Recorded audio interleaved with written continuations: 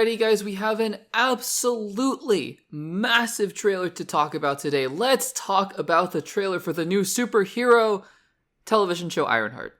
We're going to get to Superman. Don't worry, we're going to get to Superman later on in the podcast episode. Let's talk about, though, the trailer for the next MCU show. And as the MCU begins to slow its cadence in terms of shows, this is going to be one of the last ones, if not the last one, from the, I'm going to say, quote-unquote, old regime of the Bob Chapek era, where Marvel was mandated to put out as much content as it possibly could. If you want a more in-depth discussion about that, last week, we broke down an article from the Wall Street Journal where they talked about everything going on at Marvel and how Kevin Feige was pressured into putting out as much quantity as he possibly could, and now they're scaling back those television shows. And not only that, the television shows are going to be a lot more divorced from the movies. But for now, we have one more left, and that is Ironheart. Ironheart, to me, is still symptomatic of the original regime where television characters were crossing over with movies, because Ironheart came directly from Black Panther Wakanda Forever, and every single character was getting their own show, every single character was getting a spin-off, and new characters are being introduced left and right, and faster than we could even keep up with. So that was the time when it was announced, Agatha all along, She-Hulk, Miss Marvel, Ironheart, and Moon Knight, and all these other shows that were being announced. That, again, it was a lot. It was a lot to take in. Now, the original wave had passed, right? Because the original wave of TV shows was the WandaVision, Loki, Hawkeye, Falcon and the Winter Soldiers of the world, which I think, generally speaking, I look back on those much more favorably, especially WandaVision, of course, these days, because I think they were generally pretty good. I think WandaVision and Hawkeye were pretty good, and Loki and Falcon and Winter Soldier had their moments, for sure. And then you had Wave 2, which was your She-Hulks, your Moon Knights, Miss Marvels, which hit or miss. And then Wave 3 really, with your Secret Invasions, your Agatha All Alongs, and Echoes, was sort of the low point, I think. Not because I hated all those shows, but just because you were watching those shows and going, what is the point of this? And again, I don't hate those shows. I think Agatha All Along was surprisingly pretty decent, in my opinion.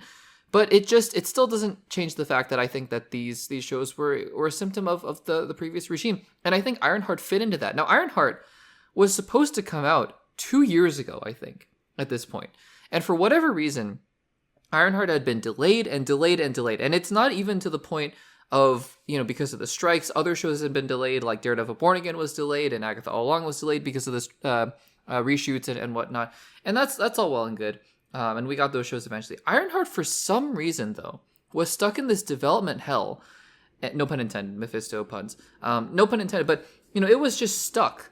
And it could not get unstuck for the longest time. It was so bizarre because all these other shows eventually did come out. Agatha All Along, Secret Invasion, Echo eventually did come out. Daredevil Born Again. Except for Ironheart. Ironheart was just left to dry. And it was, a lot of people were left to wonder why.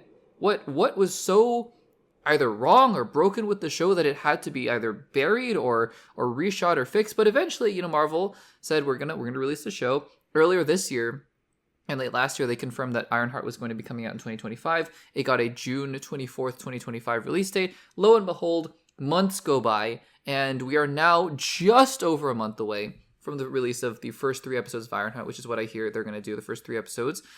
And we get our trailer. And so that's what we're here to talk about. That was a lot of backstory just to talk about the trailer. I think the trailer is pretty okay.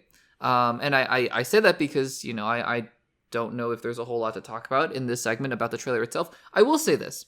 I think what sets this apart to me from a trailer like Agatha All Along, for example, where I just kind of went, not a big fan of those trailers, even though I ended up thinking the show was okay, is the main cast. I think Anthony Ramos and Dominique Thorne immediately show themselves to be super charismatic, and I think that if anything, right, this show, because not that I don't like Catherine Hahn, I just didn't love the concept of the Coven of Witches, that whole thing in Agatha All Along. That's fine and all. But I think that Dominique Thorne and Anthony Ramos, to me, exemplify the potential of the show. Because if they're the 2 main leads, I think that this show it definitely has a higher ceiling than most other MCU projects. On top of that, I actually think some of the action looks pretty good. And I'm ambivalent. I'm indifferent on the whole getting someone else an Iron Man suit. And they talk about the fact in the behind the scenes featurette that they released the day before, how this is not a passing of the mantle from Iron Man to Ironheart, but more just her making her own thing. I get that. The suit looks, like Iron Man. The suit looks cool though, in my opinion. And I think at this point, that's all you could ask for. It looks cool. And I think that, I think she's from, she's working her way, to after Wakanda to try to find where she fits into the world. And, you get some shots of MIT, you get the guy from Community, Jim Rash, the dean from MIT, he makes another appearance, and then you see her building her suits, and you kind of see some of her friends as well. I'm hoping that this show is able to skew more towards Miss Marvel, which I still don't think is a perfect show, but I really liked it, and I really liked it because of Iman Vellani as Kamala Khan, and the supporting cast, right? Nakia and Bruno, I loved those two characters. And I think that, it helped to flesh out the world of her family as well. So I'm hoping that this show is able to take advantage of those kinds of things, the supporting cast, and make just a fun adventure. Because if we never see Ironheart again in the movies, and that's not to say anything about Ironheart, it just from what I'm hearing, based on the fact that Kevin Feige doesn't want to have the TV shows show up in the movies that much anymore. I don't think Daredevil is going to show up in the movies that much, if at all, anymore. He made his appearance in Spider-Man No Way Home, and I think that might be it for a while. Then, I just hope that this is going to be a fun little adventure that we can go on with Ironheart, and we don't have to worry about the future of the MCU or the future of the Young Avengers, even though I'm sure she'll have some future with all of that. And so we'll see. We'll see where that goes. Guys, what do you think of the first trailer for Ironheart? Are you excited for the series, or are you a little bit iffy or on the fence? Let me know in the comments down below.